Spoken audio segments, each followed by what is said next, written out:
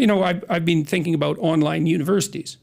Well, that's easy. Lectures and tests. That's what universities do. It's like, no, that might be, maybe that's 5% of what universities do. 5%? Yeah, I would say so. Here, that low? Well, here's a bunch of things universities do. They confer an identity upon you. Who are you? I'm a student. Okay, respectable.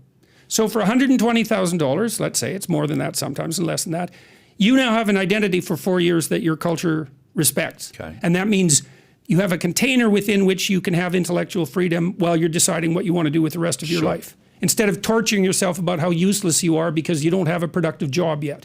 So that's a big deal. God only knows what that's worth, but not nothing.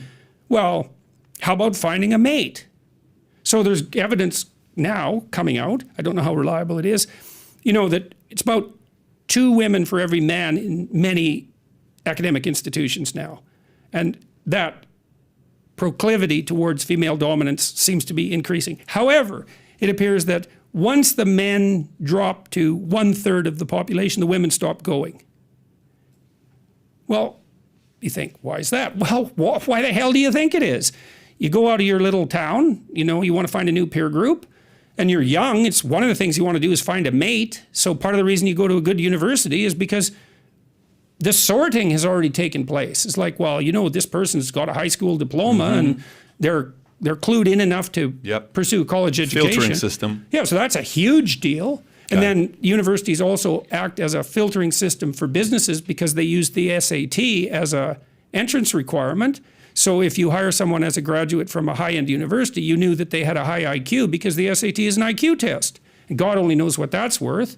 And then you shed your peer group, your old peer group, and you establish a new one, maybe when you're a bit wiser. And that's I mean, one of the major elements of my college education was the transformation of my peer group. That was huge. And then there's personal relationships between you and the professors if you're lucky enough to establish them. That's a big deal because then you get to interact with someone who's an embodiment of the academic tradition and see how they act. That's different than listening to what they say in a lecture. And then there's the social surround, the joint meals. They make a big deal of this at Cambridge and Oxford because the students eat together in their colleges. And God only knows how important that is. And then there's the part of being an embodied actor in that academic tradition and learning to speak and write. And so that's just a handful of things universities do. And that's not lectures and tests online.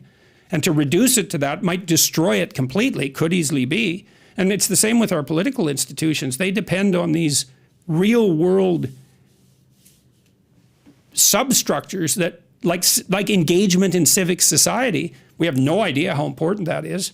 And the fact that that's starting to deteriorate in Washington could be fatal.